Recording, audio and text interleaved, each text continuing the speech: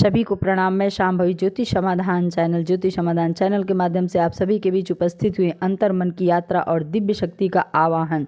देखा जाए तो इस समय जो है गुप्त नवरात्रि चल रही। सनातन धर्म की पावन परंपरा में माघ मास की गुप्त नवरात्रि को शक्ति उपासना का सबसे रहस्यमयी और फलदायी काल माना गया है। वर्ष 2026 में 19 जनवरी को माँ भगवती के उन स्वरूपों की साधना का द्वार खुल रहा है जो साधक को ज्ञान, वैराग्य और मोक्ष की ओर ले जाते हैं।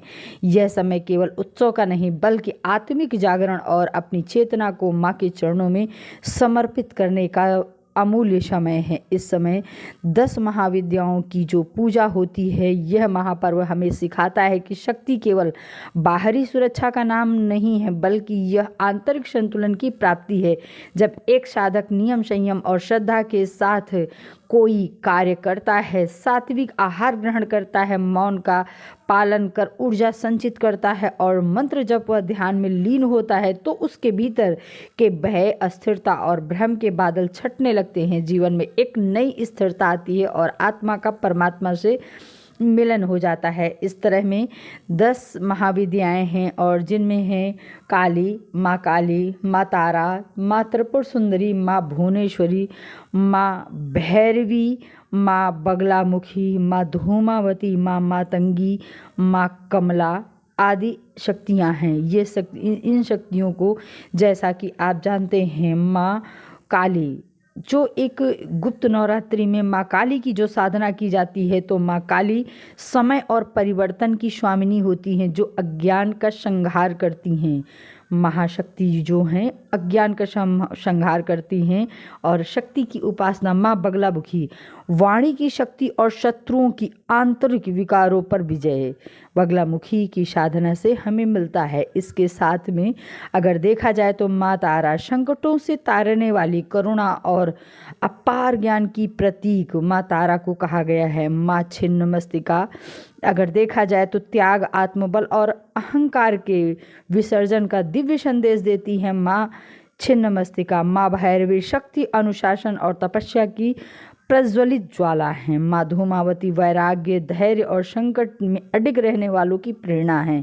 माँ त्रिपुर सुंदरी सौंदर्य, संतुलन और ब्रह्मांडी आनंद की अधिष्ठात्री है। माँ त्रिपुर सुंदरी ये 10 महाविद्याएं 10 काल को, 10 दिशाओं को अपना जो है प्रभुत्व स्थिरता दिखाती है। माँ कमला जैसा कि समृद्धि, स्थिरता और जीवन में पूर्णता का आशीर्वाद देती है। माँ मातंगी को देखा जाए तो कला, वाणी और रचनात्मक चेतना की मधुर प्रवाह माँ मातंगी का स्वभाव है। अगर देखा जाए तो इस जगह पर भुवनेश्वरी सृष्टि के विस्तार और पालन की अधिष्ठात्री शक्ति हैं। माँ भुवनेश्वरी तो सभी शक्तियाँ अपने आप में बहुत ही सर्वशक्तिमान है और इनकी चेतना हमारे जीवन को पूरा बदल देती है। अगर हम श्रद्धा और भक्ति के साथ इन 10 दिनों में पूरी तरह से समर्पित भाव से अगर हम माँ की पूजा करते हैं, माँ की अर्चना करते हैं, तो भगवती के इन स्वरूपों की साधना हमारे जीवन में उन्नति का द्वार खोलता है जो साधक को ज्ञान, वैराग्य और मोक्ष की ओर ले जाते हैं। यह समय केवल उत्सव का नहीं होता है बल्कि आत्मिक जागरण और अपनी चेतना को माँ के चरणों में समर्पित करने का होता है। यह समय इतना दिव्य होता है कि गुप्त नवरात्रि में अगर इस समय माँ दुर्गा की 10 महाविद्याओं की आराधना की जाती, ऐसा करने से अत्यंत विशेष फल की प्राप्ति होती। गुप्त नवरात्रि को सिद्ध साधना के लिए महत्वपूर्ण माना जाता है। ऐसे में अगर आप इस समय माँ के इन मंत्रों का जाप करते हैं तो आपको सिद्धि प्रदान होती है और इन मंत्रों के जाप से आपकी उन्नति के द्वार खुल जाते हैं।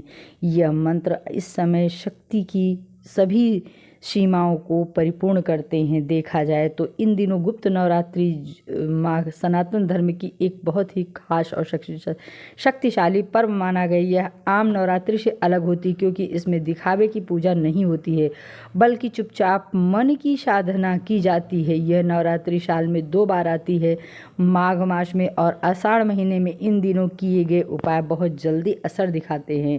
उसका असर जीवन में हमारे कई तरह से मिलता है। अगर गुप्त नवरात्रि का जो है इन माँ के स्वरूपों की पूजा की जाती है। यह समय और मन की आत्मा को शुद्ध करने, नकारात्मक दूर करने और जीवन के अच्छे बदलाव लाने के लिए बहुत अच्छा माना जाता है। इस दौरान की गई साधना अगर गुप्त रूप से पूरे विश्वास के साथ की जाए तो ज़्यादा फल देती है। देखा जाए तो इस समय किए गए उपाय हमारे जीवन को पूरी तरह परिवर्तित करने की क्षमता रखते हैं।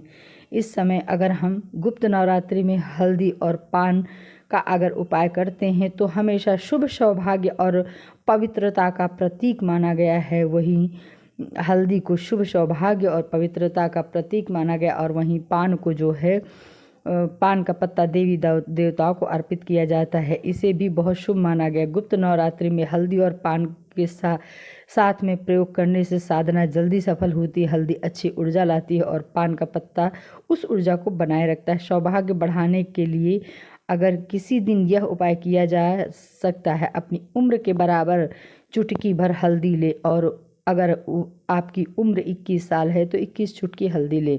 इस हल्दी को पान के पत्ते में रखें। रात के समय माँ दुर्गा के सामने इसे अर्पित करें और आप किसी भी मंत्र का, शक्ति के किसी मंत्र का, जिस मंत्र में आपकी श्रद्धा हो उस मंत्र को आप 108 बार जप करें और रात में की गई साधना नवरात्रि में बहुत असर करती है।